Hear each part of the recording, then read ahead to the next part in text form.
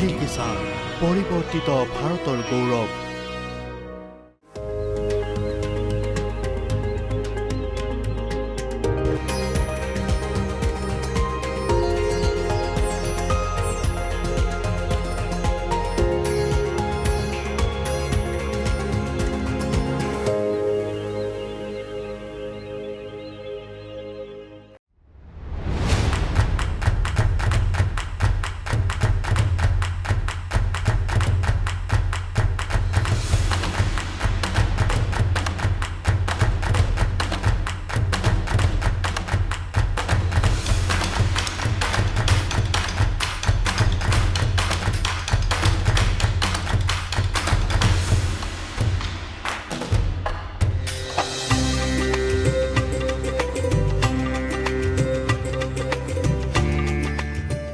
নমস্কাৰ নমস্কাৰ। বহুত সৰু ট্ৰেক্টৰ ভাই, অপতীৰ্ণ আৰু কোদাল আদি সকলো সম্ভৱ ন?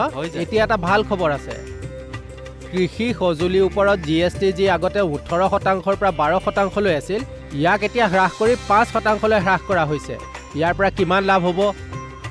প্ৰায় 25,000 টকা। ইয়াৰ দ্বাৰাও সস্তা আৰু সহজ হৈ পৰিব, কৃষকৰ বাবে অধিক উপকাৰী হ'ব। আহক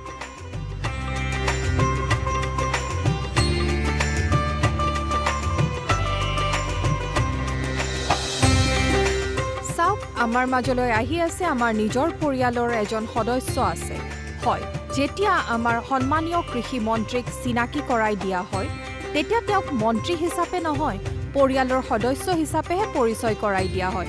আমি সদায় তেওঁক আপোনাৰ লগত চিনাকি কৰাই দিওঁ আৰু তেওঁ সদায় কয় যে তেওঁ এই দেশৰ পুত্ৰ, খেতিয়কৰ ভাতৃ, বন্ধু, কাৰোবাৰ ল'ৰা, কাৰোবাৰ ককা আৰু এজন। আৰম্ভ হৈছে এক নতুন পৰম্পৰাৰ। সাধাৰণতে আপুনি দেখিছে যে যেতিয়াই কোনো মুখ্য অতিথি আহি পায়, তেওঁলোকক ফুলেৰে আদৰণি জনোৱা হয়। কিন্তু আমাৰ মন্ত্ৰী আৰম্ভ কৰিছে এনে এক পৰম্পৰাৰ য'ত তেওঁ নিজেই কৃষকক ফুলেৰে আদৰণি জনাইছে।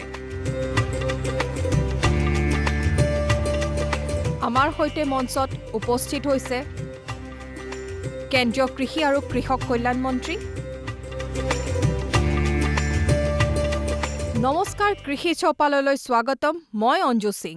স্বাগতটো কৃষকসকলৰ। একেবাৰে ঠিক, কৃষকসকলক স্বাগতম জনাইছো। কৃষকক মন্ত্ৰীগৰাকীয়ে কোৱাৰ দৰে কৃষকসকলক স্বাগতম জনাইছো। কৃষকসকলে মোক কৈ আছিল যে মন্ত্ৰী আমি তেওঁৰ লগত পোনপটীয়াকৈ কথা পাতিম আৰু আমাৰ মন্ত্ৰীও বিশ্বাস কৰে যে কৃষকসকল তেওঁৰ। গতিকে মই যি কৰিছো সেয়াত আজি আমাৰ কৃষি চৌপালৰ মন্ত্ৰী মহোদয়ৰ হাতত বাকজৰী অৰ্পণ কৰিছো আৰু কৃষকে পোনপটীয়াকৈ তেওঁলোকৰ প্ৰশ্ন সুধিব পাৰিব। নমস্কাৰ। GST হ্ৰাসৰ ফলত ট্ৰেক্টৰ, কৃষি সঁজুলিৰ মূল্যত কি প্ৰভাৱ পৰিব? আপোনাৰ আৰু ইয়াত উপস্থিত থকা সকলো কৃষক ভাই আৰু ভনীক মই আন্তৰিকতাৰে আদৰণি জনাইছো আৰু অভিনন্দন জনাইছো। কৃষি ভাৰতীয় অৰ্থনীতিৰ মেৰুদণ্ড আৰু কৃষক ইয়াৰ আত্মা। কৃষক মানে অন্নদাতা আৰু অন্ন মানে জীৱন। সেয়ে কৃষক মানে জীৱনদাতা। আৰু সেইবাবেই আপোনালোকৰ বাবে মই মন্ত্ৰী নহয়, আপোনালোক অন্নদাতা। আৰু আপোনালোকৰ সেৱা কৰাটো মোৰ বাবে ঈশ্বৰক পূজা কৰাৰ দৰেই, কাৰণ আপোনালোকে জনসাধাৰণক জীৱন আৰু দেশক নতুন জীৱন দিয়ে। মই মাথো সেৱক আপোনালোকৰ। মেডাম, মোক আলহী বুলি নক'ব। আমাৰ ভুলৰ বাবে ক্ষমা কৰিব ছাৰ। আমি আপোনাক মামা বুলি মাতিম। কি কয় কৃষকসকল? মইতো এই পৰিয়ালৰে সদস্য আৰু মই জীৱনত আটাইতকৈ সুখী। সেইবোৰ মোৰ বাবে সুখৰ মুহূৰ্ত, যেতিয়া মই খেতিয়কৰ মাজত থাকোঁ, তেওঁলোকৰ লগত আৰু খেতিয়কৰ লগত পথাৰত থাকিলে, তেতিয়া আনন্দ বহুগুণে বাঢ়ি যায়। মোৰ মৰমৰ কৃষক ভাইসকল, উৎপাদন বৃদ্ধি কৰিবলৈ কৃষিৰ যান্ত্ৰিকীকৰণো আজিৰ দিনত অপৰিহাৰ্য। কাৰণ সৰু বা ডাঙৰ যন্ত্ৰপাতিত ট্ৰেক্টৰ আৰু অন্যান্য সঁজুলি অবিহনে আমি ফলপ্ৰসূভাৱে খেতি কৰিব নোৱাৰোঁ। প্ৰধানমন্ত্ৰীক মই আন্তৰিকতাৰে ধন্যবাদ জনাইছোঁ। কৃষি সঁজুলিৰ ওপৰত যি GST আছিল, যিটো 18ৰ পৰা 12% আছিল, সেয়া হ্ৰাস পাই 5% হ'লগৈ। আৰু ইয়াৰ লাভ কি হ'ব? এতিয়া কৃষকে ক'ব 12%, 5%, 18%। এইবোৰ কি বুজিব পৰা নাই? আচল কথাকে পোনপটীয়াকৈ কওক। সেইটোৱে মই আপোনাক ক'ব বিচাৰিছোঁ। কৃষক বন্ধুসকল, এই GST হ্ৰাসৰ অৰ্থ হৈছে এতিয়া 35 হৰ্চ পাৱাৰৰ ট্ৰেক্টৰখন, 30 HPৰ ট্ৰেক্টৰখন, যিখন কিনিছিলোঁ, আমি কিনিছিলোঁ প্ৰায় 6,50,000 টকাত, ইয়াৰ মূল্য হ্ৰাস পাই 6,09,000 টকা হ'ব, অৰ্থাৎ প্ৰত্যক্ষভাৱে লাভ হ'ব 41,000 টকা। 35 হৰ্চ পাৱাৰৰ ট্ৰেক্টৰ, 45 HP মানে 45 HP হৰ্চ পাৱাৰৰ ট্ৰেক্টৰত তাত 45,000 টকাৰ লাভ কৃষকসকলৰ হ'ব। আৰু 50 HP ট্ৰেক্টৰত পোনপটীয়াকৈ 53,000 টকাৰ লাভ হ'ব, অৰ্থাৎ 53,000 টকা কৃষকে ৰাহি কৰিব। আৰু 75 HP ট্ৰেক্টৰ এখনত পোনপটীয়াকৈ 63,000 টকা লাভ হ'ব। গতিকে আপুনি দেখিব, এই যে সৰু ট্ৰেক্টৰখন, ই অপতৃণ কাটিব, কোদাল আৰু স্প্ৰে কৰিবলৈ উপযোগী, বিশেষকৈ ফলৰ বাগিচাত, কাৰণ গছৰ ডাল তলত হোৱা বাবে এখন সৰু ট্ৰেক্টৰৰ প্ৰয়োজন। আনকি সেইখনতো 20,000 পৰা 25,000 টকা ৰাহি হ'ব। তাৰমানে 20,000ৰ পৰা 63,000 টকালৈকে এখন ট্ৰেক্টৰত কৃষকে ধন ৰাহি কৰিব পাৰিব। ইয়াৰ বাবে মই ভাৰত চৰকাৰ আৰু প্ৰধানমন্ত্ৰী ডাঙৰীয়াক ধন্যবাদ জনাইছোঁ। কিন্তু অকল ট্ৰেক্টৰে কামটো কৰিব নোৱাৰি, আমাক আৰু যন্ত্ৰপাতি লাগিব। এতিয়া এই যে ট্ৰান্সপ্লাণ্টাৰ, এই ট্ৰান্সপ্লাণ্টাৰৰ দ্বাৰা আমি ধান ৰোপণ কৰি আহিছোঁ। ইয়াৰ মূল্যও 4 ৰোকা 4 ৰোকাত 15,400 টকা হ্ৰাস পাব। এইখন পোৱা গৈছিলে 2,46,400 টকাত উপলব্ধ আছিল। এতিয়া ই 2,31,000 টকাত উপলব্ধ হ'ব। এনেকুৱাই থ্ৰেচাৰ, যিটো আমাক বহুত দৰকাৰী, শস্য উলিয়াবলৈ থ্ৰেচিং কৰোঁ আমি। গতিকে থ্ৰেচাৰৰ ক্ষেত্ৰতো প্ৰতি ঘণ্টাত যি 4 টন উৎপাদন কৰে, তাত 14,000 টকা ৰাহি কৰিব। পাৱাৰ উইডাৰত যি অপতৃণ কাটিবলৈ ব্যৱহাৰ কৰা হয়, গড়ে 5,495 টকা ৰাহি কৰিব। ট্ৰেইলাৰ টলি এখন, যিটো আমি ট্ৰেক্টৰৰ পিছফালে সংলগ্ন কৰোঁ, আৰু ইয়াক লৈ যেতিয়া আমি আমাৰ উৎপাদিত সামগ্ৰী পৰিবহণ কৰিবলৈ ব্যৱহাৰ কৰোঁ, 5 টনৰখনৰ পৰাও 10,500 টকা প্ৰায় ৰাহি হ'ব। হয় হয়। আৰু চিড কাম ফাৰ্টিলাইজাৰ ড্ৰিল, যিটো বীজ সিঁচাৰ বাবে ব্যৱহাৰ কৰা হয়, সেয়া সস্তা হয়, কিন্তু তাৰ পিছতো গড়ে 3,220 টকা ৰাহি হ'ব। হাৰ্ভেষ্টাৰ কম্বাইন, ইয়াৰ কিমান প্ৰয়োজন, কাৰণ হাৰ্ভেষ্টাৰ অবিহনে আজিকালি আমি খেতি কৰিব নোৱাৰোঁ। 4,375 টকা ৰাহি হ'ব, যিটো এটা চপোৱা মেচিন। খেৰৰ বাবে 21,875 টকা। ছুপাৰ ফিডাৰ, ছুপাৰ চিডাৰ 16,875 টকা। হেপী চিডাৰ, ঘেঁহুৰ বাবে 10,425 টকা। আৰু ৰোটাভেটাৰ, যিটো হাল বাবলৈ ব্যৱহাৰ কৰা হয়, 7,812 টকা। আৰু বেলাৰ স্কোৱাৰ, যি গাঁঠি বান্ধি যায়, গাঁঠি বান্ধোতা, এইটোৰ ওপৰত 93,700 টকা। আৰু মালচাৰ 11,562 টকা আৰু নিউমেটিক প্লাণ্ট যিবোৰ প্ৰচেছৰ প্লাণ্ট কৃষিৰ বাবে ব্যৱহাৰ কৰা হয় 32,812 টকা। এইবোৰ কিছু কথা মই উল্লেখ কৰিছোঁ যিবোৰৰ দাম এই মেচিনবোৰৰ দাম কম হ'ব, যাৰ ফলত কৃষক উপকৃত হ'ব। ইয়াৰ লগতে ড্ৰিপ আৰু স্প্ৰিংকলাৰৰ ব্যৱস্থাৰো প্ৰয়োজন। আমি ড্ৰিপ আৰু স্প্ৰিংকলাৰ ব্যৱস্থাৰ ওপৰত গুৰুত্ব দি আপোনালোকে মন কৰিব 1 একৰত গড়ে আমি ইনষ্টল কৰা সঁজুলিবোৰৰ ওপৰত 5,250 টকা ৰাহি হ'ব ড্ৰিপত, আৰু স্প্ৰিংকলাৰতো 3,500ৰ পৰা 5,250 টকালৈ বৃদ্ধি পাব। আমি যিবোৰ স্প্ৰেয়াৰ আনো যিবিলাক সৰু সৰু হয় সেয়াও বেটাৰী অপাৰেটেড হয়, তাত 304 টকা ৰাহি হ'ব। আৰু চপোৱা মেচিন ভাৰ্টিকেল কনভেয়াৰ ৰিপাৰৰ দৰে এই মেচিনত প্ৰায় 9,500 টকা ৰাহি হ'ব। মই আপোনালোকক কৈছিলোঁ যে বহু ধৰণৰ মেচিন আছে যিবোৰ আমাৰ বাবে উপযোগী।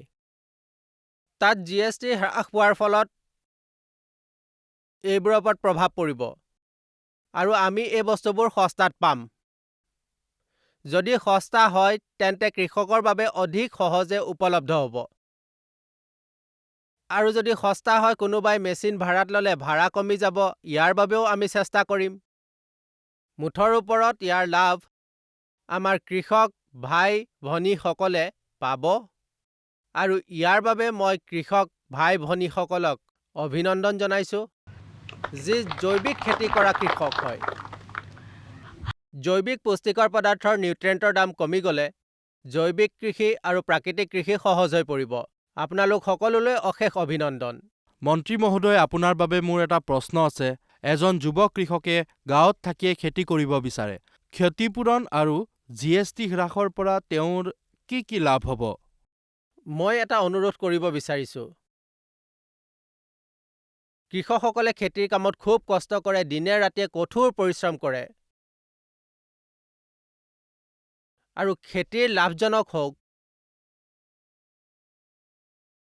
সেয়া কৃষকক প্ৰয়োজন। আৰু ইয়াৰ বাবে প্ৰধানমন্ত্ৰী শ্ৰী নৰেন্দ্ৰ মোদীজীয়ে 6 দফীয়া কৌশল ৰচনা কৰিছে। আমি কৃষি বিভাগেও উৎপাদন বৃদ্ধি হ'ব লাগিব, অৰ্থাৎ বস্তু এৰাই চলি কেনেকৈ উৎপাদন বৃদ্ধি কৰিব পাৰি। 2 নম্বৰত উৎপাদনৰ খৰচ কমাব লাগিব। যদি উৎপাদন বৃদ্ধি পায় আৰু খৰচ যথেষ্ট বৃদ্ধি পায় তেন্তে লাভ হ'ব জানো? নহয়, উৎপাদন বৃদ্ধি হ'ব লাগিব, খৰচ কমি যাব লাগিব, দাম যুক্তিসংগত হ'ব লাগিব, আৰু যদি কোনো লোকচান হয় তেন্তে তাৰ ক্ষতিপূৰণ দিব লাগিব। আৰু কৃষিৰ বৈচিত্ৰ্য, অৰ্থাৎ বিভিন্ন ধৰণৰ খেতি কৰা। এটা শস্যই প্ৰায়ে পথাৰ ধ্বংস কৰিব পাৰে, সেয়েহে ইয়াৰ লগতে প্ৰাকৃতিক খেতি আৰু জৈৱিক খেতিৰ দৰে খেতি কৰিব লাগে। আৰু এতিয়া যি GST কম হৈছে তাৰ কাৰণে উৎপাদনৰ ব্যয় কমি যাব। আৰু এটা কথা হ'ল, যেতিয়া মেচিনেৰে খেতি কৰা হয় তেতিয়া উৎপাদন বৃদ্ধি পায়, গতিকে খৰচ কমি যাব, উৎপাদনৰ বৃদ্ধি হ'ব। ইয়াৰ অৰ্থ হ'ল কৃষকৰ লাভ বৃদ্ধি পাব। লাভ বঢ়াৰ লগে লগে ইয়াৰ ফলত তেওঁৰ জীৱনত অতি ইতিবাচক প্ৰভাৱ পৰিব। গতিকে খেতি কৰা কৃষকৰ বাবে GST হ্ৰাস পোৱাটো নিশ্চিতভাৱে মুনাফা বৃদ্ধি কৰাটো লাভ বৃদ্ধি কৰাৰ ব্যৱস্থা হিচাপে প্ৰমাণিত হ'ব।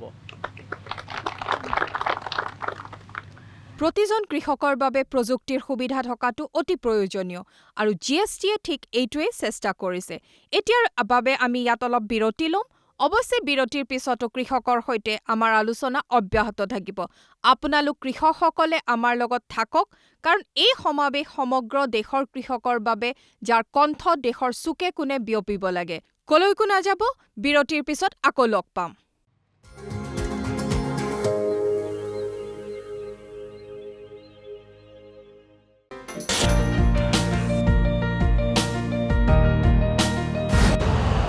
यूरिया का स्वदेशी उत्पादन 70 लाख टन बढ़ाने के लिए 6 उर्वरक संयंत्रों का उद्धार किया जा रहा है।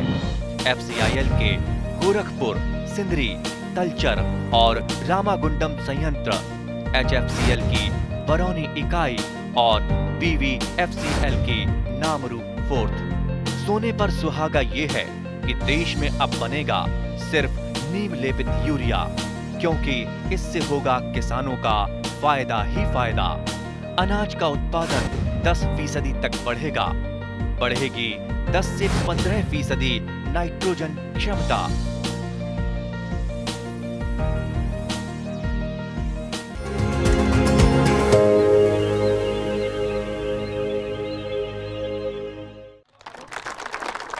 বিৰতিৰ পিছত পুনৰ স্বাগতম।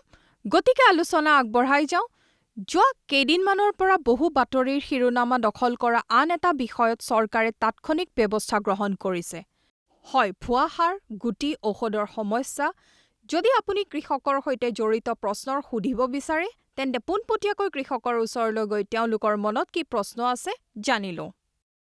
হয়, আপোনাৰ প্ৰশ্ন লওক। বেয়া বীজ ৰোধ কৰিবলৈ কেন্দ্ৰ আৰু ৰাজ্য চৰকাৰে কি পদক্ষেপ লৈছে? এইটো এটা বৃহৎ সমস্যা। বহু সময়ত কৃষকসকল প্ৰায়ে বিচলিত হয়। নিম্নমানৰ কীটনাশকৰ ঠাইত ভুৱা কীটনাশক, ভুৱা সাৰ তৈয়াৰ কৰা হৈছে, নিম্নমানৰ বীজ। এতিয়া যদি বীজ ভাল নহয়, তেন্তে উৎপাদন কেনেকৈ হ'ব? আৰু আমি কীটনাশক ব্যৱহাৰ কৰি আছো।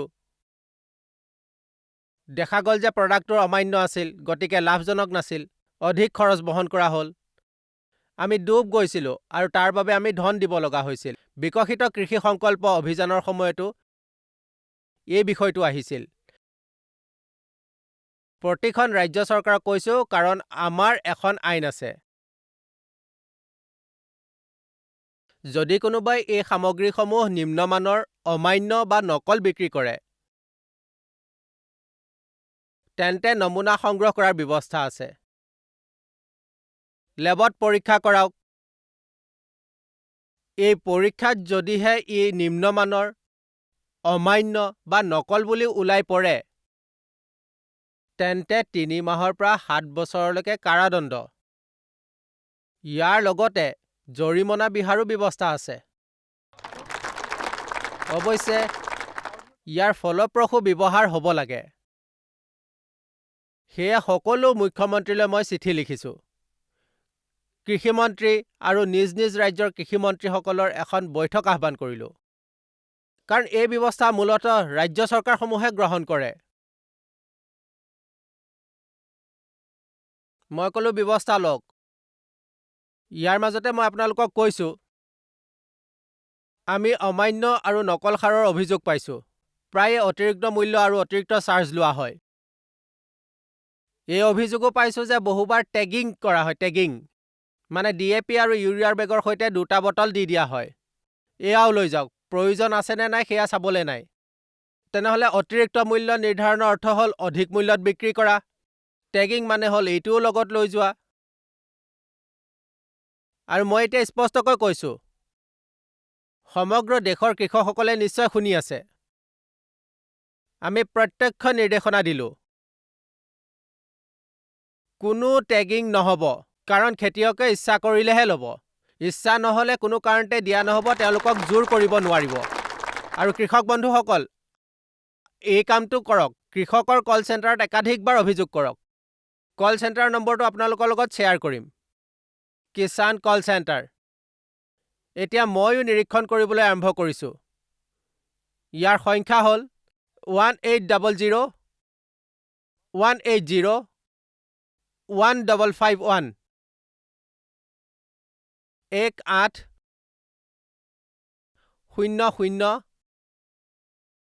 180 1551। সকলোৱে লিখি লওক আৰু সকলোকে লিখাই দিব। এইটোৱে হৈছে কৃষক কল চেণ্টাৰ। আৰু প্ৰতি সপ্তাহত অহা অভিযোগবোৰ মই পৰ্যালোচনা কৰিম। মই কাকো ৰেহাই নিদিওঁ। প্ৰতি সপ্তাহত চিনাক্ত কৰা অভিযোগসমূহৰ বিষয়েও সোধা পোছা কৰিম আৰু সেইবোৰৰ কি হ'ল সেই কথাও জানিব পাৰিম। আৰু কেতিয়াবা ফোন কৰিও সুধিম, ৰামলাল তোমাৰ অভিযোগ আহিল, কিবা হ'ল নেকি? বৰ সাৱধানতাৰ প্ৰয়োজন ভাই। আৰু এই বিষয়ে অভিযোগ আহিলে, যেনেকৈ এইবাৰ, উদাহৰণস্বৰূপে এইবাৰ আমি সাৰক লৈ অভিযোগ পাইছিলোঁ। প্ৰায় আমাৰ ওচৰত প্ৰায় অভিযোগ আছিল প্ৰায় 4218টা। এই অভিযোগ আহিছিল 17 জুলাইৰ পৰা 8 ছেপ্টেম্বৰলৈকে। এতিয়া অলপতে কীটনাশক সন্দৰ্ভত 114টা আৰু বীজৰ সন্দৰ্ভত 182টা এই অভিযোগ দাখিল কৰা হৈছে। এই অভিযোগৰ ভিত্তিত 3756টা অনুজ্ঞাপত্ৰ বাতিল কৰা হৈছে, যিবোৰ পৰীক্ষা কৰি অমান্য বুলি ধৰা পৰে। আৰু 350খন FIR আৰক্ষীৰ ওচৰত দাখিল কৰা হ'ল, যিসকলে অনিয়ম কৰিছিলে। এতিয়া মই এটা উদাহৰণ দিওঁ। বিদিশা জিলাৰ এজন কৃষকে মোৰ ওচৰত অভিযোগ কৰিলে। মোৰ এপ্লিকেশ্যন এখন আহিল। মই মোৰ চয়াবিনত পেষ্টিচাইড মানে কীটনাশক প্ৰয়োগ কৰিলোঁ আৰু মোৰ চয়াবিনবিলাক মৰি গ'ল।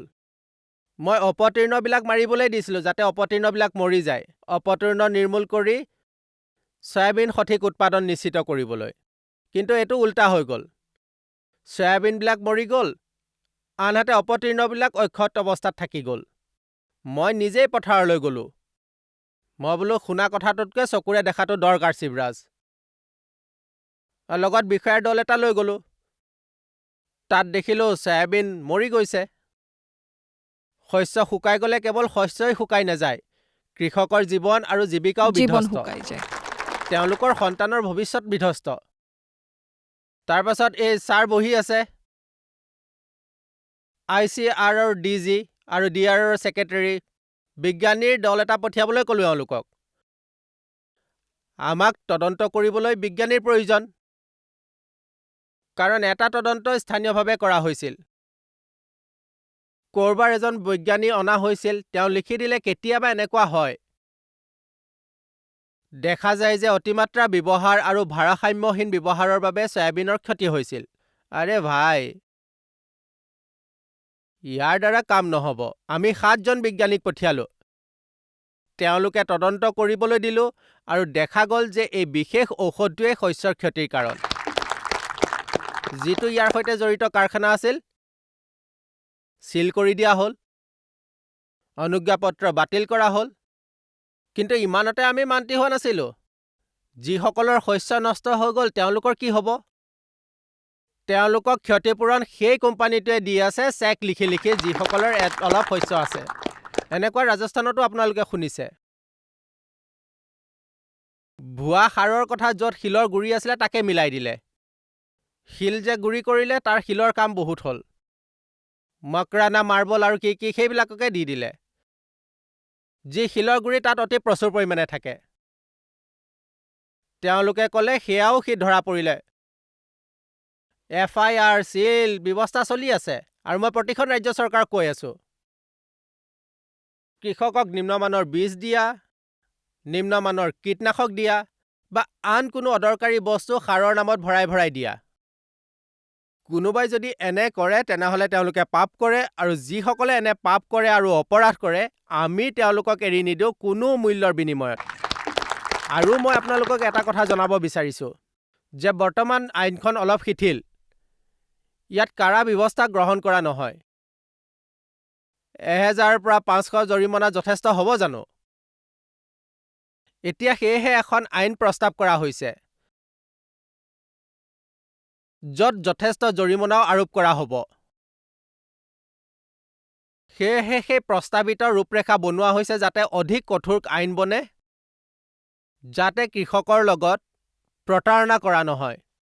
কৃষক ভাইসকল, মই আপোনালোকক আশ্বাস দিছোঁ, ভুৱা কীটনাশক বা অমান্য বীজৰ ব্যৱসায় কৰাসকলৰ বিৰুদ্ধে আমি কঠোৰ ব্যৱস্থা গ্ৰহণ কৰিম। আপোনাৰ এটা কৃষক কল চেণ্টাৰ আছে, য'তেই এনে ঘটনা সংঘটিত হয়, সেই কল চেণ্টাৰত খবৰ দিব।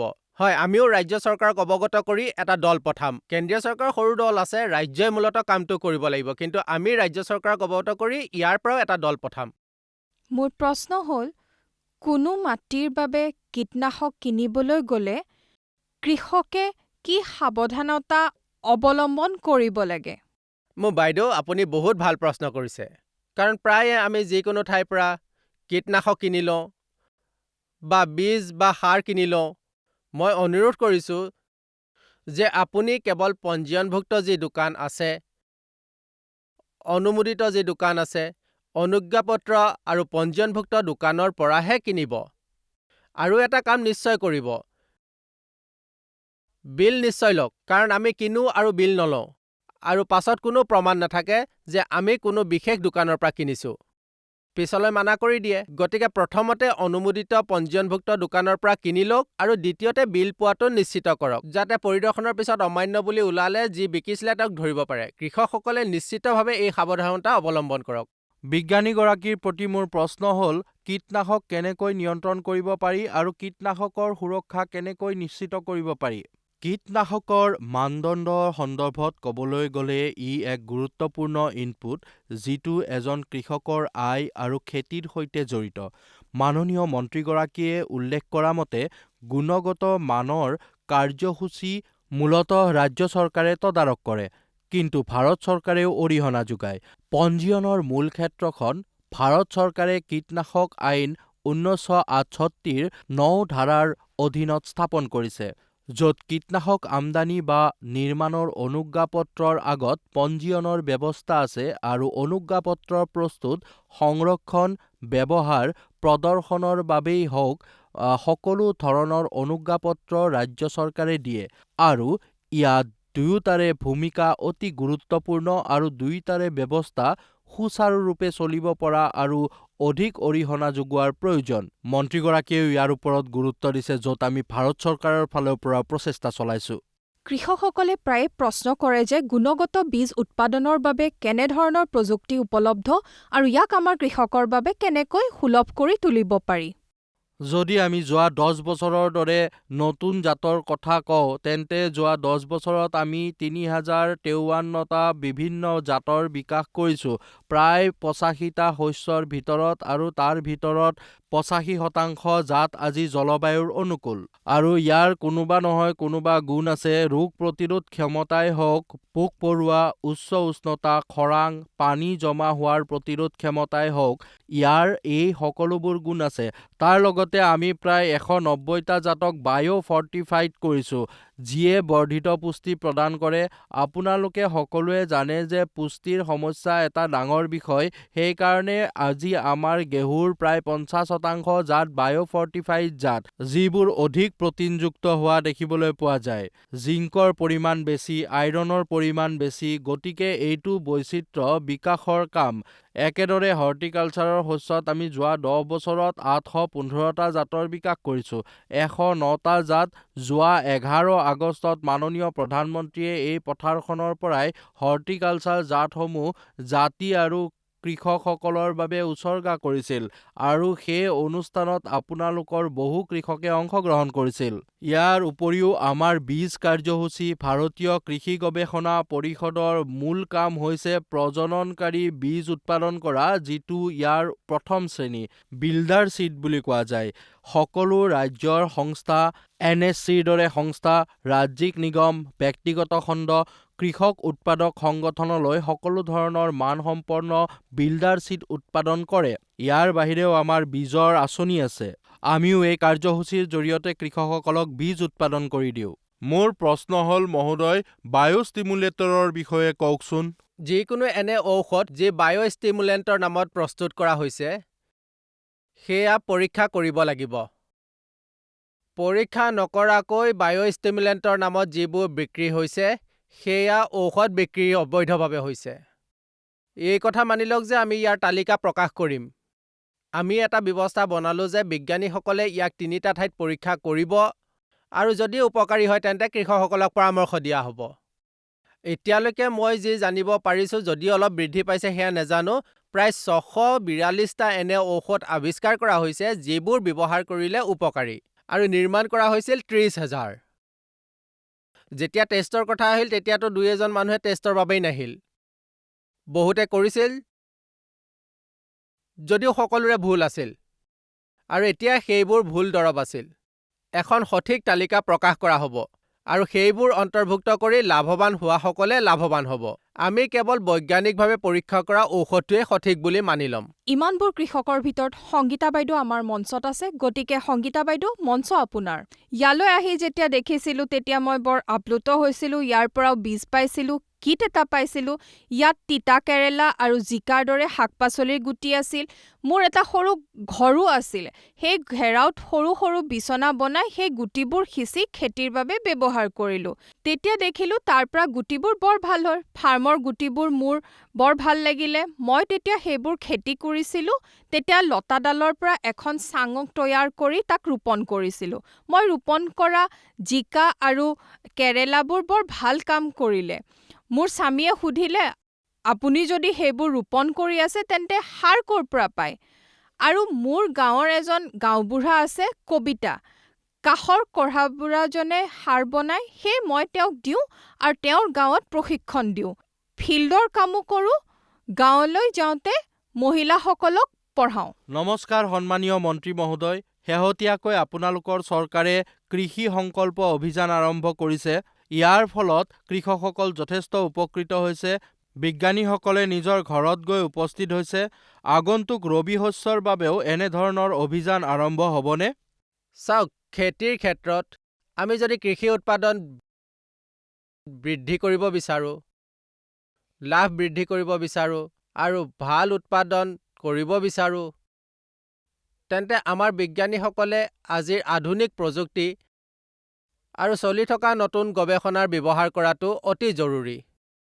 আমাৰ প্ৰায় 16,000 কৃষি বিজ্ঞানী আছে যি ICR প্ৰতিষ্ঠানত কাম কৰি আছে, গৱেষণা কৰি আছে। কোনোবাই ঘেঁহুৰ কাম কৰি আছে, কোনোবাই চুপাৰীৰ কাম কৰি আছে, কোনোবাই দলিৰ ওপৰত কৰি আছে, কোনোবাই তেলবীজত, কোনোবাই কপাহত, কোনোবাই সৰিয়হৰ কামত, কোনোবাই ফল-মূলৰ ওপৰত, কোনোবাই শাক-পাচলিৰ ওপৰত কাম কৰি আছে। কৃষি বিশ্ববিদ্যালয়ৰ লগতে আমাৰ কৃষি বিজ্ঞান কেন্দ্ৰত বহু বিজ্ঞানী উপস্থিত হৈছে। কিন্তু এটা কথা আছিল যে বিজ্ঞানী আৰু কৃষক কেতিয়াও মিলন হোৱা নাছিল। বিজ্ঞানীসকল লেবত আছিল, গৱেষণা কৰি আছিল, আনহাতে কৃষকসকলে খেতি কৰিছিল। যোৱা বছৰ যেতিয়া প্ৰধানমন্ত্ৰীয়ে পুছাত অংশক লৈ কেইবাটাও বীজৰ জাত মুকলি কৰিছিল, তেতিয়া তেওঁৰ মনলৈ আহিছিল লেবক মাটিৰ সৈতে সংযোগ কৰাৰ ধাৰণা। ইয়াৰ অৰ্থ হ'ল কৃষক, বিজ্ঞানী, কৃষিকৰ্মী, সেয়া ৰাজ্যৰ হওক বা কেন্দ্ৰীয় চৰকাৰৰ হওক, সকলোৱে একেলগে আলোচনা কৰা উচিত। অন্ততঃ কেতিয়াবা আৰু তাৰ পৰা অনুপ্ৰাণিত হৈ আমি ইমান বৃহৎ পৰিসৰত বিকশিত কৃষি সংকল্প অভিযান সৃষ্টি কৰিলোঁ। খাৰিফ শস্যৰ বাবে 15 দিনৰ বাবে ওলাই গ'ল বিজ্ঞানীসকল। 2170টা বিজ্ঞানীৰ দল গঠন কৰা হ'ব।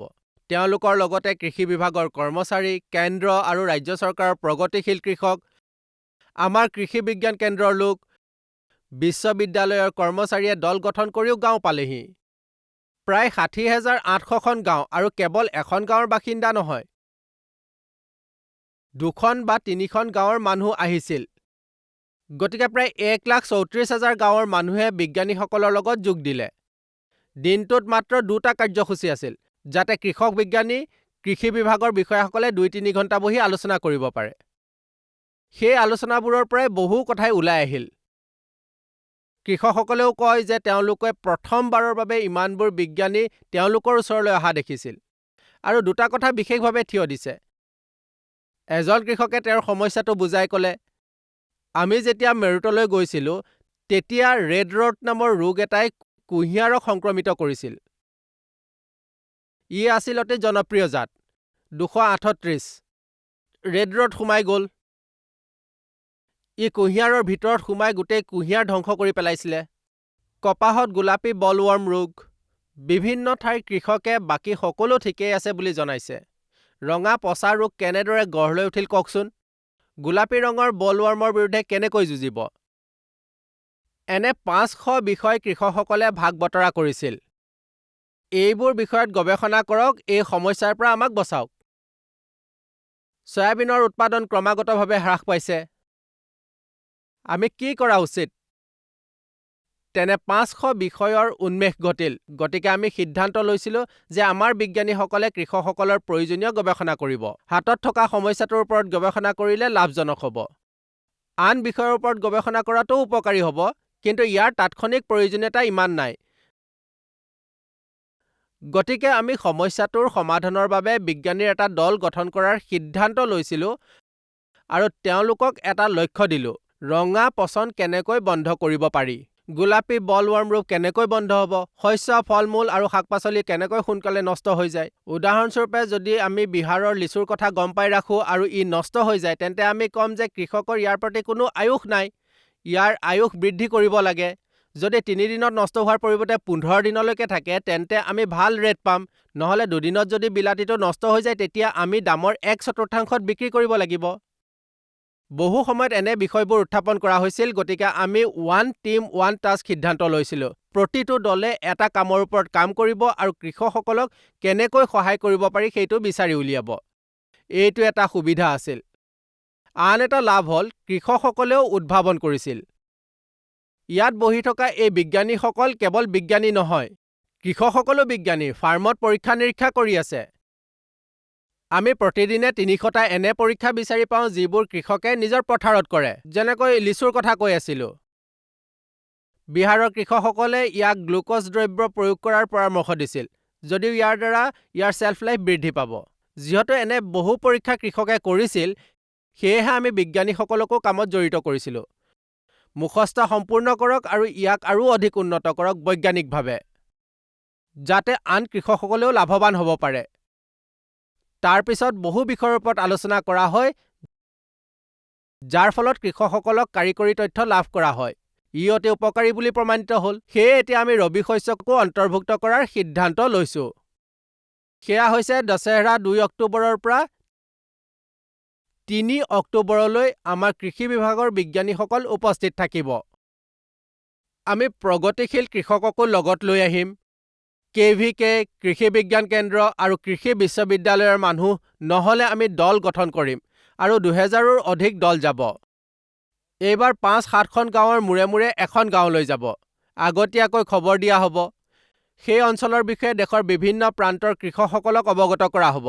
ধৰি লওক দালিৰ ঠাই আছে, যেনে চৰণ, মচুৰ দাইল বা মটৰ, আমি সেইটো আলোচনা কৰিম। মাটিৰ বাকী পুষ্টিকৰ উপাদানসমূহৰ প্ৰতি লক্ষ্য ৰখা হয়। আমি যদি কৃষি উৎপাদন বৃদ্ধি কৰিব বিচাৰোঁ, আমি ইয়াৰ জলবায়ুৰ ওপৰত ভিত্তি কৰি অঞ্চলটোৰ খেতি কেনেকৈ কৰিব পাৰি সেই বিষয়ে আলোচনা কৰিম। আমি ঘেঁহু আৰু বিভিন্ন তৈলবীজৰ বিষয়ে আলোচনা কৰিম, সঠিক তথ্য প্ৰদান কৰিম আৰু যিকোনো সমস্যাৰ সমাধান কৰিম। বিজ্ঞানীসকলে আপোনাৰ ওচৰলৈ 15 দিনৰ বাবে কাৰিকৰী তথ্য প্ৰদান কৰিব আৰু আপোনাৰ পৰা সেই তথ্য সংগ্ৰহ কৰিব, আপোনাৰ খেতি ফলপ্ৰসূভাৱে পৰিচালনা কৰাত সহায় কৰিব। বিজ্ঞানী আহিব লাগে নে নাহিব লাগে কওকচোন? আকৌ আহিব বিজ্ঞানী আৰু এক ৰাষ্ট্ৰ এটা কৃষি এটা দল। আহিব লাগে। আকৌ আহিব বিজ্ঞানী আৰু এক ৰাষ্ট্ৰ এটা কৃষি এটা দল। বিজ্ঞানীসকলে পৃথকে পৃথকে একে ঠাইতে বহিলে কাম নহ'ব। বিষয়াসকল অফিচত আবদ্ধ হৈ থাকে, 22 বাৰ ওলাই যায়, পথাৰলৈ যায় বা পথাৰলৈ নাযায়। কওকচোন আপুনি কেনেকুৱা কৃষি বিষয়া? নমৰাকৈ স্বৰ্গ পাবনে? পথাৰলৈ নোযোৱাকৈ কোনোবাই কৃষি বুজাব পাৰিবনে? আৰু মন্ত্ৰীসকলো, ভাই দিল্লীত আবদ্ধ হৈ থাকিলে মন্ত্ৰী হিচাপে কি লাভ? পথাৰলৈ গৈ খেতিয়কক লগ নকৰিলে গৰু। কৃষিমন্ত্ৰীয়ে সকলোকে গাঁৱলৈ পঠিয়াব আৰু আপোনালোকৰ লগত কথা পতাৰ পিছত তাত খেতি কেনেকৈ উন্নত কৰিব পাৰি সেই বিষয়ে আলোচনা কৰিব। আমি আলোচনা কৰিম যে উদ্ভৱ হোৱা সমস্যাবোৰ কেনেকৈ সমাধান কৰিব পাৰি। নতুন গৱেষণা আৰু পৰীক্ষা-নিৰীক্ষা কৰা হ'ব, যাতে আমি আৰু অধিক উৎপাদন বৃদ্ধি কৰিব পাৰোঁ আৰু আমাৰ কৃষক ভাইসকলৰ লাভ বৃদ্ধি কৰিব পাৰোঁ, তেওঁলোকৰ জীৱন সলনি কৰিব পাৰোঁ। গতিকে ইয়াৰ লগে লগে এটা ডাঙৰ হাত চাপৰি দিওঁ আহক। ইয়াৰ পিছতে আমি এটা সৰু বিৰতিত যাম। কৃষি চপাল অব্যাহত থাকিব।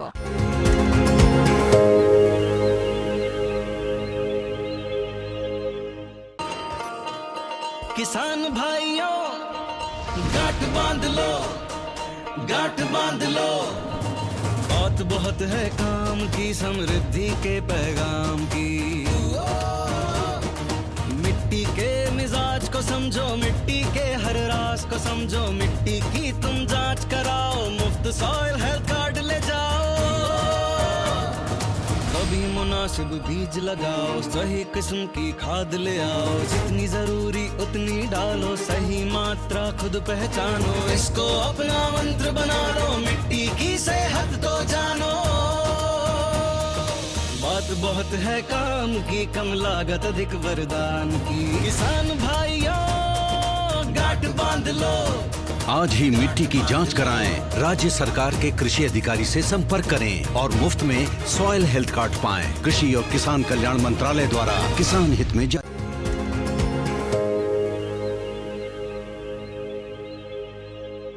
বিৰতিৰ পিছত স্বাগতম। বুজিছো কৃষিসকল শেষ পৰ্যায়ত উপনীত হৈছো, কিন্তু আমি এতিয়াও সন্তুষ্ট হোৱা নাই। কৃষকৰ প্ৰশ্ন বহুত আছে, গতিকে আকৌ এবাৰ কৃষকৰ ওচৰলৈ উভতি যাওঁ আৰু আমাৰ লগত যোগ দিওঁ। ইয়াত এজন কৃষক আছে, মন্ত্ৰী মহোদয়ক প্ৰশ্ন সুধিব বিচাৰিছে। মোৰ প্ৰশ্ন হৈছে, ৰবি শস্যৰ বাবে চৰকাৰে কি প্ৰস্তুতি চলাইছে? একেবাৰে সঠিক কথা এটা সুধিছা। কিন্তু আমি ইতিমধ্যে এইবাৰ ৰবি শস্যৰ বাবে প্ৰস্তুতি আৰম্ভ কৰিছোঁ। খেতিয়ক বন্ধুসকল, আমি 15 আৰু 16 ছেপ্টেম্বৰকে ধৰি কেইবাখনো ৰাজ্যৰ সৈতে আলোচনা কৰিছোঁ। এদিন সকলো ৰাজ্যৰ বিষয়া ইয়াত থাকিব আৰু পিছদিনা আমি ৰাজ্যৰ সকলো কৃষিমন্ত্ৰীক নিমন্ত্ৰণ জনাইছোঁ। ইতিমধ্যে ৰবি শস্যৰ বাবে তেওঁলোকৰ ৰাজ্যৰ কোনবোৰ অঞ্চলত কোনবোৰ শস্য সিঁচিব তাৰ পৰিকল্পনা কৰিছে। হাৰিয়ানা, উত্তৰ প্ৰদেশ বা পঞ্জাৱৰ কথা চিন্তা কৰক। কিমান ঘেঁহু খেতি কৰা হ'ব, ই কিমান অঞ্চল সামৰি ল'ব আৰু ইয়াৰ বাবে কি প্ৰয়োজন হ'ব, কিমান সাৰৰ প্ৰয়োজন হ'ব আৰু আন কিমান সামগ্ৰীৰ প্ৰয়োজন হ'ব। দাইলৰ খেতি হ'লে কিমান বীজ ৰোপণ হ'ব, কিমান কীটনাশকৰ প্ৰয়োজন হ'ব। আমি যদি কৃষি উৎপাদন বৃদ্ধি কৰিব বিচাৰোঁ, কোনবোৰ কীটনাশকৰ প্ৰয়োজন হ'ব, তাৰ মাজতে ৰাইজক নানান কথা আৰু তাৰ লগতে আছে পালছ মিছন। এইবাৰ পালছ মিছনো আৰম্ভ কৰা হৈছে, কাৰণ আমি আমাৰ ঘেঁহু আৰু ধানৰ মজুত ভৰাই থৈছোঁ। প্ৰচুৰ পৰিমাণে ষ্টক, অভাৱ নাই। কিন্তু বৰ্তমান সময়ত দাইল আৰু তৈলবীজৰ অভাৱ। এইবাৰ দাইল আৰু তৈলবীজৰ মিছন আৰু 2টা মিছন সৃষ্টি কৰা হৈছে। এইবোৰে যাতে দাইল সিঁচিব পাৰি তাত ঢাকি ৰাখে। উদাহৰণস্বৰূপে, য'ত পানী কম থাকে, বৰষুণৰ অঞ্চলত তাত ভাল মাহজাতীয় শস্যৰ খেতি কৰিব পৰা যায়। গতিকে দাইল আৰু তৈলবীজৰ অঞ্চলত তৈলবীজৰ খেতি কৰিব লাগে, অৰ্থাৎ তেল, যাৰ পৰা সৰিয়হ, বাদাম, সূৰ্যমুখী আদি নিষ্কাশন কৰা হয়। আমি এই দুয়োটা অভিযানৰ বাবে বিতংভাৱে প্ৰস্তুতি চলাম। বিভিন্ন ধৰণৰ তেল শস্যকে ধৰি ক্লাষ্টাৰ গঠন কৰি কোনবোৰ ক্ষেত্ৰত এইবোৰ কাৰ্যকৰী কৰা হ'ব। যদি কৃষকে ৰাজসাহায্যযুক্ত হাৰত ভাল বীজ যোগান ধৰে, তেন্তে আমিও তাৰ বাবে প্ৰস্তুতি চলাম। আমি নিশ্চিত কৰিম যে আমি ভাল বীজ আৰু ভাল ইনপুট পাওঁ। য'ত পানী আছে তাত ভালকৈ কি কৰিব পাৰি, য'ত পানী কম তাত ভালকৈ কি কৰিব পাৰি। তদুপৰি বিভিন্ন কৃষি জলবায়ু অঞ্চল নিৰ্দিষ্ট শস্যৰ বাবে উপযোগী, এইবোৰৰ বাবেও আমি প্ৰস্তুতি চলাম। আন এটা গুৰুত্বপূৰ্ণ বিবেচনা হ'ল 100খন উৎপাদনশীলতা কম থকা জিলা। আমাৰ দেশত য'ত উৎপাদন কম, সেয়া দাইলৰ বাবেই হওক বা তৈলবীজৰ বাবেই হওক, উৎপাদন কম। আমিও এইবোৰক আন ৰাজ্যৰ সৈতে একত্ৰিত কৰাৰ সিদ্ধান্ত লৈছোঁ। প্ৰধানমন্ত্ৰীয়ে প্ৰধানমন্ত্ৰী কৃষি ধন ধান যোজনাৰ সৃষ্টি কৰিছিল, যাৰ অধীনত আমি সেই জিলাসমূহত বিশেষ প্ৰচেষ্টা চলাম যাতে উৎপাদন বৃদ্ধি আৰু তাত থকা কৃষকসকল উপকৃত হয়। ৰবি শস্যৰ উৎপাদন কম হোৱা অঞ্চলত কি বিশেষ প্ৰয়াস কৰিব পৰা যায়, সেয়াও আমি নিৰ্ণয় কৰিবলৈ চেষ্টা কৰিম। আমাৰ বিষয়াসকলে ৰাজ্যসমূহত ইয়াৰ বাবে সক্ৰিয়ভাৱে প্ৰস্তুতি চলাই আছে আৰু ভিডিঅ' কনফাৰেন্সিঙৰ জৰিয়তে তেওঁলোকৰ সৈতে কথা পাতিছে। 15 আৰু 16 ছেপ্টেম্বৰত দিল্লীত থাকিম। আলোচনাৰ বাবে আমি মুখামুখিকৈ সাক্ষাৎ কৰিম। কিছুমান বিশিষ্ট কৃষকো উপস্থিত থাকিব আৰু আমি একেলগে সিদ্ধান্ত ল'ম যে ৰবি শস্যৰ উৎপাদন কেনেকৈ উন্নত কৰিব পাৰি। এটা কথাৰ বাবে আপোনাক প্ৰণাম জনাইছোঁ, বিজ্ঞানীসকলক ধন্যবাদ জনাইছোঁ, লগতে প্ৰধানমন্ত্ৰীকো ধন্যবাদ জনাইছোঁ তেওঁৰ নীতিৰ বাবে, যাৰ ফলত যোৱা 10-11 বছৰত 40%তকৈও অধিক বৃদ্ধি পালে। সেয়া ঘেঁহু হওক, ধান হওক, কুঁহিয়াৰ হওক, সৰিয়হ হওক, মাটিমাহ হওক, এইবোৰ আপোনাৰ কঠোৰ পৰিশ্ৰমৰ ফল। বিজ্ঞানীৰ গৱেষণা আৰু চৰকাৰী নীতিৰ প্ৰভাৱ হওক, আমি আগবাঢ়ি যাম আৰু আমি অলপ ৰৈ আগবাঢ়ি যাব লাগিব আৰু মই আপোনালোকৰ মাজত আছোঁ। মই আপোনালোকৰ মাজতেই জীৱন পাওঁ, সুখ পাওঁ। গতিকে একেলগে আমি হয়, হয়। ৰবিৰ বাবে উৎকৃষ্ট প্ৰস্তুতি হয়। চলাম। আমি উন্নত প্ৰস্তুতি চলাম যাতে আমি সম্ভৱপৰ উত্তম উৎপাদন লাভ কৰিব পাৰোঁ আৰু আমাৰ লাভ বৃদ্ধি কৰিব পাৰোঁ। ডিজি ছাৰৰ পৰা শুনিব বিচাৰিছোঁ, স্থাবল সমস্যাৰ সন্দৰ্ভত মই বিচাৰিম যে তেওঁ আমাৰ কৃষকসকলক নতুন প্ৰযুক্তি কেনেকৈ ব্যৱহাৰ কৰিব লাগে সেই বিষয়ে কওক আৰু এই প্ৰত্যাহ্বানক সুযোগলৈ ৰূপান্তৰিত কৰক। কিছুদিনৰ পিছত অহা ধোঁৱাই উশাহ নিশাহ লোৱাত কষ্টকৰ কৰি তোলে। মই ভাবোঁ যে নৰাবোৰ যিবোৰ আমি জ্বলাই দিওঁ সেইবোৰ আমি কেনেকৈ সুযোগলৈ ৰূপান্তৰ কৰিব পাৰোঁ। 1 হেক্টৰ খেৰ জ্বলাই দিলে 3,000ৰ পৰা 4,000 টকা খৰচ হয়। আমি ইয়াত থকা পুষ্টিকৰ উপাদানবোৰ ধ্বংস কৰি পেলাওঁ। আমি পৃথিৱী মাতৃক ক্ষতি কৰোঁ, আমি পৰিৱেশৰ ক্ষতি কৰোঁ। যদি আমি আমাৰ গ্ৰহটোক বচাব বিচাৰোঁ তেন্তে আমি খেৰক খেতিপথাৰলৈ ঘূৰাই দিব লাগিব। ইয়াৰ পুনঃব্যৱহাৰৰ বাবে বহুতো প্ৰযুক্তিৰ ব্যৱস্থা আছে। প্ৰতিটো ধৰণৰ বস্তুৰ বাবে প্ৰযুক্তি আছে। আমি সেই খেৰবোৰ পথাৰত থকাটোৱে ভাল পাম, কিন্তু হয়। সেয়া ক'তো সম্ভৱ নহয়, কাৰণ ইয়াত ইমান বৈচিত্ৰ্য আছে, সকলো ঠাইতে থাকিব নোৱাৰে। তাৰ বাবে প্ৰযুক্তি আছে আৰু চৰকাৰী আঁচনিও আছে। শেহতীয়াকৈ মাননীয় মন্ত্ৰীগৰাকীয়ে GSTৰ বিভিন্ন কাৰ্যসূচীৰ কথা কওঁতে তেওঁ ষ্টাবল মেনেজমেণ্টৰ বাবে উপলব্ধ বহুতো মেচিনৰ কথা উল্লেখ কৰে। হেপী চিডাৰ হওক, স্মাৰ্ট চিডাৰ হওক, বেলাৰ হওক বা আন ধৰণৰ মেচিন হওক, প্ৰযুক্তি আপোনাৰ বাবে উপলব্ধ। মাননীয় মন্ত্ৰীগৰাকীয়ে লগতে বুজাই দিয়ে যে খৰচ হ্ৰাস, উৎপাদন বৃদ্ধি, আয় বৃদ্ধিৰ বাবে প্ৰযুক্তি উপলব্ধ। উদাহৰণস্বৰূপে মই হেপী চিডাৰৰ কথা কওঁ, তেন্তে আপুনি পোনে পোনে খেৰত বীজ সিঁচিব পাৰে। একো কৰিব নালাগে, কাটিবৰ প্ৰয়োজন নাই। প্ৰতি হেক্টৰত 7,000 পৰা 8,000 টকা খৰচ কৰিব পাৰে। খৰচ কম কৰিব পাৰি আৰু আমাৰ মাটিৰ উৰ্বৰতা আছে, আমি সেইটো বৃদ্ধি কৰিব পাৰোঁ। তদুপৰি আমাৰ পুছা ইনষ্টিটিউটে ডিকম্পোজাৰ ব্যৱহাৰ কৰি বহু কাম কৰিছে আৰু তাৰ বাবেও প্ৰযুক্তি আছে। গতিকে ষ্টাবল মেনেজমেণ্টৰ উপযুক্ত ব্যৱস্থা আছে ভাৰত চৰকাৰৰ সমৰ্থনত। ষ্টাবল ব্যৱস্থাপনাৰ বাবে বিভিন্ন মেচিনক ৰাজসাহায্য দিয়া হয়। ৰাজসাহায্যৰ লগে লগে GST আৰু অধিক হ্ৰাস কৰা হৈছে। গতিকে আমাৰ সকলোৰে প্ৰয়োজন আছে বুলি মোৰ বিশ্বাস।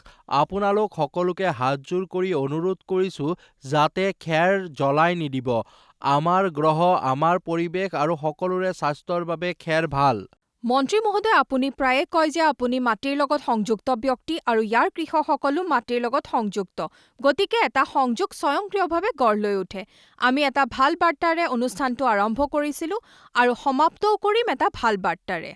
মই কৃষক ভাইটিসকলক আৰু এটা অনুৰোধ কৰিব বিচাৰোঁ।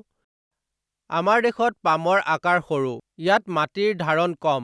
আমি যদি কৃষি উৎপাদন বৃদ্ধি কৰিব বিচাৰোঁ, আমাৰ হাতত হাজাৰ হাজাৰ বিঘা বা শ বিঘা মাটি থকা কৃষক নাই। 2 একৰ, 1.5-2 একৰ, 3 একৰ, 1 একৰ।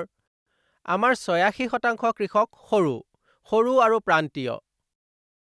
মোৰ মনত যি আছে, প্ৰধানমন্ত্ৰীয়ে যি ভাবে, তেওঁৰ দৃষ্টিভংগী আমি আমাৰ পথাৰত মাত্ৰ এটা প্ৰকাৰৰ শস্য খেতি কৰিব লাগে আৰু কেৱল শস্যৰ খেতি কৰিব লাগে। আমি যদি মাত্ৰ এটা প্ৰকাৰৰ শস্য খেতি কৰিলোহেঁতেন, তেন্তে আমি ইমান লাভ নকৰিলোহেঁতেন।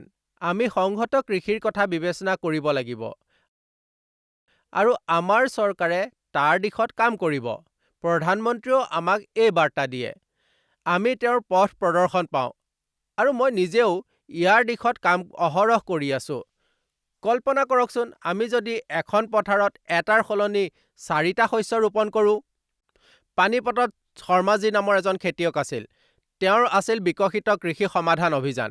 তেওঁ 7 বিঘা মাটিৰ মালিক আছিল আৰু 15টা ভিন্ন শস্য ৰোপণ কৰিছিল। তেওঁৰ হাতত শাক-পাচলি, শস্য, ফল-মূল আছিল। সুবিধাটো আছিল যে প্ৰতি মাহে তেওঁ এটা শস্য লাভ কৰিছিল, চৰকাৰী কৰ্মচাৰীৰ মাহিলী আয়ৰ দৰে। দ্বিতীয়তে, এনেকুৱা কিছুমান শস্য আছিল যিবোৰ শস্য বাৰে বাৰে সিঁচিলে মাটিৰ বহু পুষ্টিকৰ উপাদান প্ৰায়ে শেষ হৈ যায়। গতিকে যদি আমি এবছৰ ঘেঁহু আৰু চয়াবিন ৰোপণ কৰোঁ আৰু পিছৰ বছৰত দাইল ৰোপণ কৰোঁ, তেন্তে মাটিয়ে কৃষিৰ বাবে প্ৰয়োজনীয় পুষ্টিকৰ উপাদান স্বয়ংক্ৰিয়ভাৱে লাভ কৰিব। এটা হ'ল খেতি কৰাটোৱে একমাত্ৰ কাম নহয়, আনটো হ'ল পশুপালনৰো খেতিৰ সংমিশ্ৰণ ঘটিছে। মৌ পালন, কৃষি বনানীকৰণ আৰু মীন পালনৰ প্ৰতি আগ্ৰহীসকলেও সংহত পালন কৰিব পাৰে, অৰ্থাৎ একাধিক কাৰ্যকলাপৰ সংমিশ্ৰণ ঘটাব পাৰে। ইয়াৰ বাবে আমি এটা আৰ্হি প্ৰস্তুত কৰিছোঁ আৰু বিকশিত কৃষি সংকল্প অভিযানত সকলোতে শ্বেয়াৰ কৰিম। আয় বৃদ্ধিৰ বাবে আপুনি খেতিক কোনো ধৰণে একত্ৰিত কৰিব লাগিব। গৰু ম'হ পালন কৰিলে কিছু উপাৰ্জন হয়। যদি আপুনি মৌ-মাখি পালন কৰি আছে, তেন্তে ইয়াৰ পৰা কিছু উপাৰ্জন হ'ব। আগলৈ গৈ আমি এটা পাল্ছ মিছন সৃষ্টি কৰিম আৰু আমি বিভিন্ন পদক্ষেপত কাম কৰিম, যেনে পাল্ছ মিল স্থাপন কৰা, কৃষক বা FPO স্থাপন কৰা, য'ত পাল্ছ প্ৰক্ৰিয়াকৰণ কৰা হয়। বিলাহীৰ দাম কেতিয়াবা কমি যাব পাৰে যেতিয়া উৎপাদিত সামগ্ৰী উভৈনদী থাকে, গতিকে প্ৰক্ৰিয়াকৰণ কৰিব পাৰি।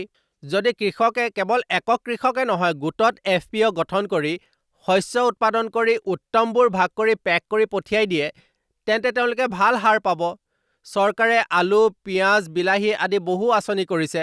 দিল্লীত ভাল ৰেট পাই আছে। গাঁৱত দেখা গ'ল যে প্ৰতি কেজিত 2 টকা 4 টকাত বিক্ৰী কৰিছে। এনে পৰিস্থিতিত যদি তেওঁলোকে ৰাজ্য চৰকাৰৰ যিকোনো সংগঠনৰ জৰিয়তে ট্ৰাকত আনে, তেন্তে চৰকাৰে বিক্ৰীৰ বাবে ট্ৰাকৰ ভাড়াও দিব, যাতে তেওঁলোকে ইয়াত ভাল ৰেট পাব পাৰে। নহ'লে মালবাহী চাৰ্জৰ বাবে আনিব নোৱাৰিলেহেঁতেন। এনে কেইবাটাও পৰিকল্পনা ৰচনা কৰা হৈছে। পাল্ছ মিছনে 100% তুৰ, মচুৰ আৰু উৰদ ক্ৰয় কৰিব। চিন্তাৰ কোনো প্ৰয়োজন নাই। এনে বহু পদক্ষেপ ন্যূনতম সমৰ্থন মূল্যত ৰূপায়ণ কৰা হৈছে। গতিকে আপোনালোকৰ প্ৰতি মোৰ আবেদন আৰু অনুৰোধ যে আমিও সংহত কৃষিৰ দিশত আগবাঢ়ি যাওঁ। আৰু মই আৰু এটা কথা ক'ব বিচাৰিছোঁ, আমাৰ বানপীড়িত কৃষক বন্ধুসকলৰ বাবে আৰু আমাৰ নিজৰ যিসকলে দুখ ভোগ কৰিছে তেওঁলোকৰ বাবে। এবাৰ শস্য নষ্ট হ'লেই এজন খেতিয়ক 5 বছৰলৈ সমৃদ্ধিশালী নহয়। মই ব্যক্তিগতভাৱে পঞ্জাৱ ভ্ৰমণ কৰিছিলোঁ। বীজ প্ৰচুৰ সেই কৃষকসকলক এই দুৰ্যোগৰ কথা ক'ব বিচাৰিছোঁ। চৰকাৰে আপোনাৰ লগত থিয় আছে। যেনে জম্মু কাশ্মীৰ, উত্তৰাখণ্ড আৰু হিমাচল, বহু শস্য ধ্বংস হৈছে। পঞ্জাৱত প্ৰধানমন্ত্ৰীৰ শস্য বীমা আঁচনি কাৰ্যকৰী হোৱা নাছিল। জাইদ শস্য বীমা আঁচনিও স্থাপন কৰা হৈছে। আমি ৰাজ্য চৰকাৰৰ সৈতে কথা পাতিম। শস্য বীমাৰ সুবিধাসমূহ যাতে সঠিকভাৱে বিতৰণ হয় তাৰ বাবেও মই হাত আগবঢ়াম। তেওঁলোকৰ জীৱন পুনৰ ঘূৰাই অনাৰ বাবে আমি সকলো ব্যৱস্থা গ্ৰহণ কৰিম। আকৌ ক'ব বিচাৰিছোঁ, কৃষক অবিহনে মানুহৰ জীৱন অসম্ভৱ। কৃষকসকল পৃথিৱীৰ দেৱতা। চৰকাৰে তেওঁলোকৰ সেৱাত কোনো কমি নাৰাখে। এয়ে আমাৰ সংকল্প। কিন্তু কেৱল চৰকাৰ নহয়, চৰকাৰ, কৃষক, বিজ্ঞানী, কৃষি বিশ্ববিদ্যালয় আৰু KVK সকলো মিলি দল গঠন কৰিলে আমি আমাৰ খেতিৰ উন্নতি কৰি আমাৰ দেশত উৎপাদন বৃদ্ধি কৰিম। আমি কৃষকৰ উৎপাদনশীলতা আৰু লাভ বৃদ্ধিৰ বাবেও চেষ্টা কৰিম। আৰু মই কোৱাৰ দৰে আমি ইমানেই উৎপাদন কৰিম যে আমাৰ সামগ্ৰীসমূহ বিশ্বজুৰি বিক্ৰী কৰিব পৰা যাব। সকলো কৃষক বন্ধুসকললৈ এটা অনুৰোধ। মোৰ সকলো খেতিয়ক বন্ধুলৈ হাতজোৰ কৰি এটা অনুৰোধ জনাইছোঁ। আৰু সেই অনুৰোধটো হ'ল, আমি আমাৰ ঘৰত যি ব্যৱহাৰ কৰোঁ, কাপোৰ, তেল, চাবোন, খাদ্য, ঘঁহা, পিন্ধা যি ব্যৱহাৰ কৰোঁ, মোক কওক সেইবোৰ বিদেশত নিৰ্মিত হ'ব লাগেনে? নে সেয়া খিলঞ্জীয়া হ'ব লাগে, থলুৱা হ'ব লাগে? আমি নিজৰ দেশত নিৰ্মিত সামগ্ৰী কিনিব লাগে। নিজৰ দেশত নিৰ্মিত সামগ্ৰী কিনিব লাগে আৰু নিজৰ দেশত নিৰ্মিত সামগ্ৰী কিনিলে আমাৰ মানুহে কৰ্মসংস্থাপন পাব। কাৰোবাৰ ঘৰত এটা লেম্প জ্বলাই দিব, পোহৰ হ'ব, উজ্জ্বল হ'ব, সন্তানৰ জীৱন ভাল হ'ব। আৰু সেইবাবে আমি স্বদেশী ক্ৰয়ৰ বাবে প্ৰধানমন্ত্ৰীৰ আহ্বানক গুৰুত্ব দিম। আমি আমাৰ দেশত নিৰ্মিত বস্তু, আমাৰ চৌপাশত নিৰ্মিত বস্তু, আমাৰ দেশত নিৰ্মিত নোহোৱা কি কিনিম? আজিকালি আমাৰ দেশত সকলো বনোৱা হয়। আমদানিকৃত সামগ্ৰী আৰু সেয়েহে আমি আমাৰ দেশত নিৰ্মিত সামগ্ৰী কিনিম। অনুগ্ৰহ কৰি এই প্ৰতিজ্ঞা গ্ৰহণ কৰক আৰু মই আকৌ এবাৰ আপোনালোকক সম্পূৰ্ণ হৃদয়েৰে আদৰণি জনাইছোঁ। আপোনাৰ সেৱা কৰাটো মোৰ বাবে ঈশ্বৰক পূজা কৰাৰ দৰে। আপোনালোকক অশেষ ধন্যবাদ। ধন্যবাদ। আৰু আপুনি মাটিৰ কথা ক'লে মন্ত্ৰী মহোদয়। মাটিৰ প্ৰতি আনুগত্য আছে। মাটিৰ বিষয়ে মই মাথো এয়াই ক'ব বিচাৰিছোঁ যে এয়াই আমাৰ মাতৃ। হয়, এই পৃথিৱীখনেই আমাৰ মাতৃ। আমি এই পৃথিৱী মাতৃক ৰক্ষা কৰিব লাগিব। আমি ইয়াক ইমান ৰাসায়নিক পদাৰ্থ, সাৰ, কীটনাশক দ্ৰব্যৰে ঢালি দিয়া হয় যাতে ইমানেই বেমাৰত পৰিব যে পৃথিৱীৰ শস্য উৎপাদন বন্ধ কৰি দিয়ে। গতিকে আমি সুষম সাৰ ব্যৱহাৰ কৰা উচিত। পৃথিৱীৰ স্বাস্থ্য বজাই ৰাখিবলৈ কীটনাশক ব্যৱহাৰ কৰক, কিন্তু সুষমভাৱে ব্যৱহাৰ কৰক। আমি তেনে কৰাৰ আগতে মাটি পৰীক্ষা কৰা উচিত। কি প্ৰয়োজন? এতিয়া প্ৰয়োজন নাই, তথাপিও আমি দি আছোঁ। যদি ৰামলালে অৰিহণা যোগাইছিল তেন্তে শ্যামলালেও কৰিব লাগে। যদি প্ৰয়োজন নাই তেন্তে ধন অপচয় কৰা হৈছে আৰু পৃথিৱীখন লাভৱান হোৱাৰ পৰিৱৰ্তে কষ্ট হয়, পাইছে। হয়, হয়। পৃথিৱীখনক আপোনাৰ মাতৃ বুলি গণ্য কৰক আৰু ইয়াৰ স্বাস্থ্যৰ চিন্তা কৰক। আপোনাক প্ৰণাম, আপোনাক অশেষ ধন্যবাদ। ৰাম ৰাম।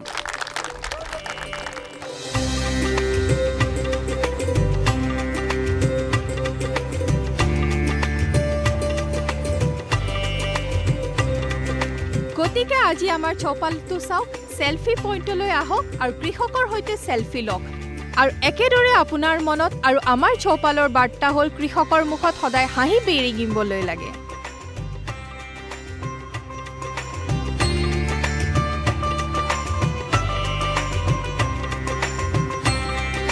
ভাৰতক কেৱল ভাৰতৰ বাবে উৎপাদন কৰিব নালাগে, ভাৰতক বিশ্বৰ ফুড বাস্কেট বনাব লাগে। কাইলৈ পৃথিৱীলৈ পঠোৱা হ'ব পৃথিৱীৰ প্ৰথম